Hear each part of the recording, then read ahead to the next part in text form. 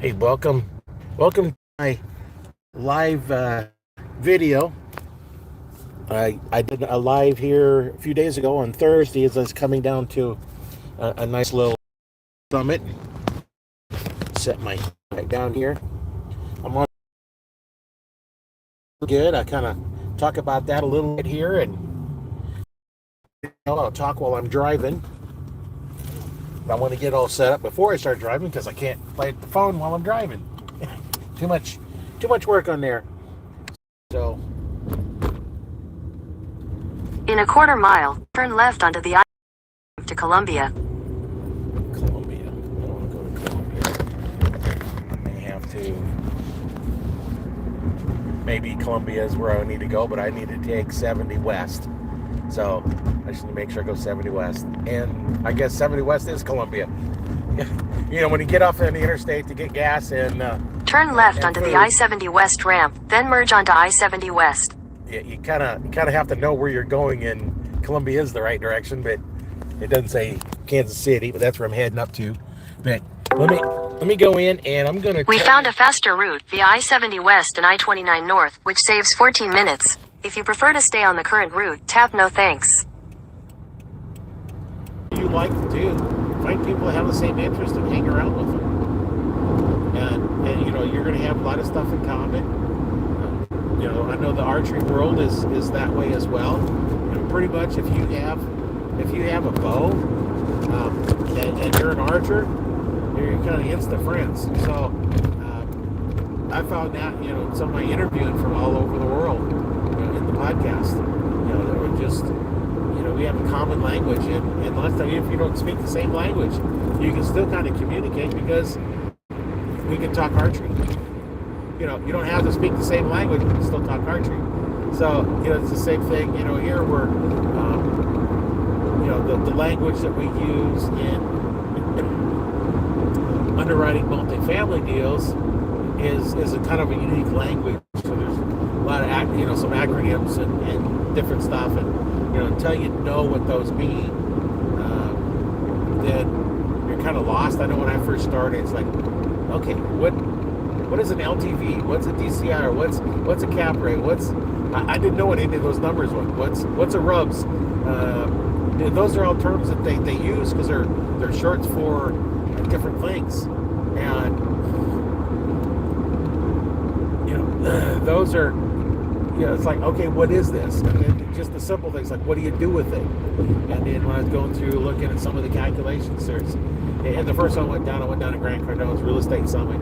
Spent, you know, better part of a week down there, I think it was, and you know, he had a whole bunch of different properties, and the thing was, you know, which one is the better deal, and it's like I didn't have a clue, and I'm trying to figure out the calculations, put it in a spreadsheet so I can save some time trying to do all the calculations, and it's like I didn't have a clue.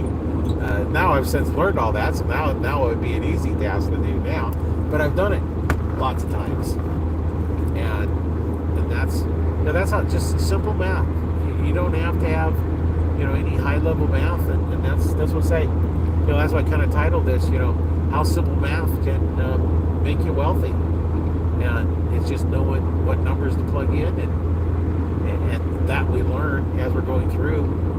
You can learn what all you need to do and how to find deals and everything just on these free podcast or a free Zoom call.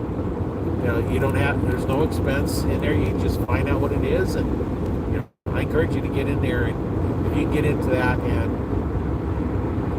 you know, on that call, it's Wednesday night, 7 o'clock Central Time is when it is. I don't know where you guys all live, so I don't know. And the other thing that's kind of cool that he started, you know, he does his training in English, but he also has a Spanish channel. So for those that would rather listen to it in Spanish, he's got you covered with that.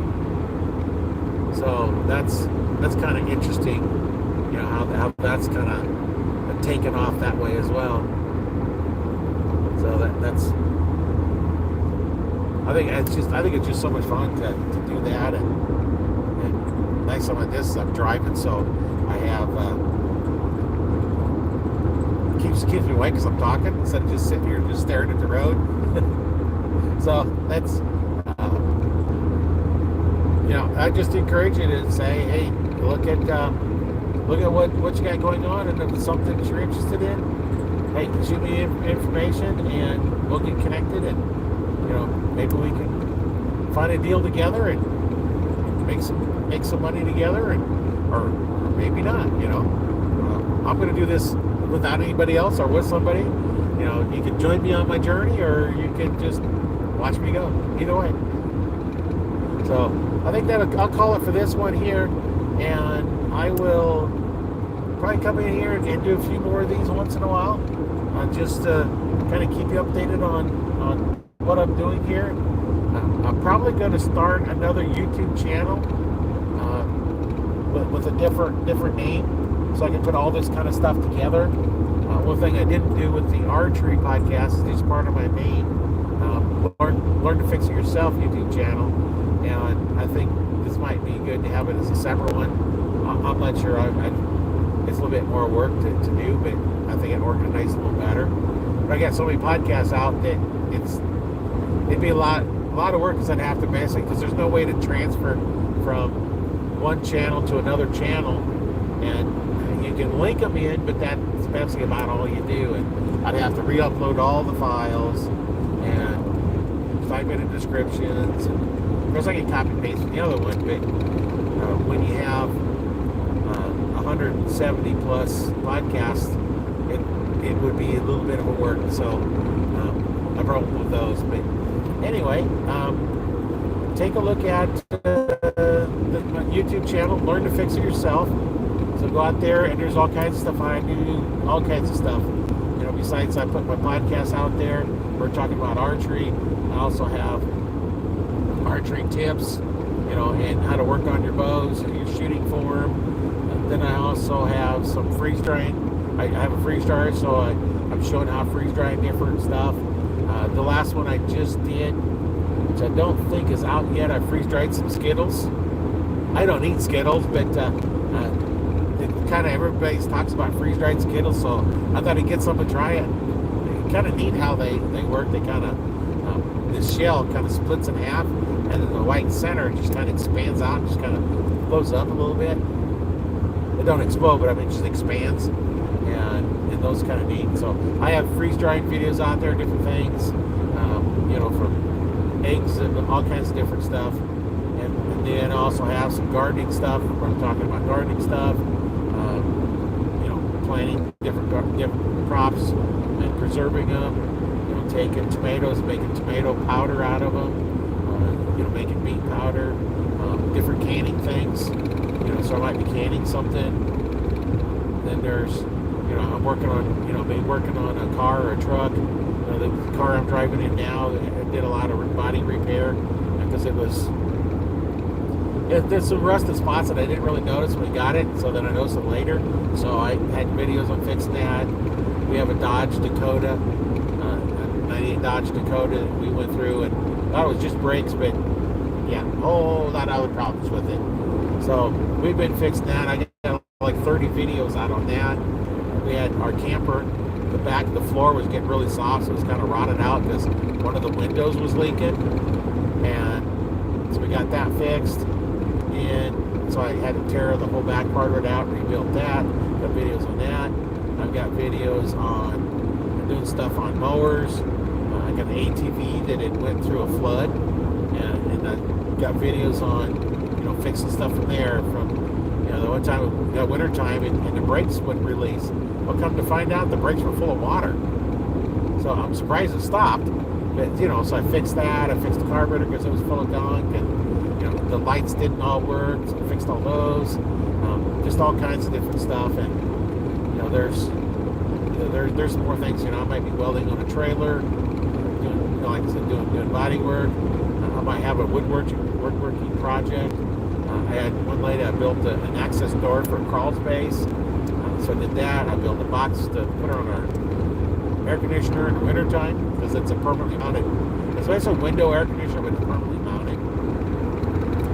But I kind of went on beyond numbers and making you wealthy, but it's while I'm doing this, let's see what else is out there, and we'll just, and if there's something that you want to learn, just send me a message. And it's like, if I know how to do it, I'll be glad to create a video and show you how I do it. I'm not saying it's the absolute best way or the correct way, but this is how I would fix it. So, stay tuned. Make sure you like and subscribe to the channel, so you'll know when I do post new videos. During the summertime, I try to put out one a day.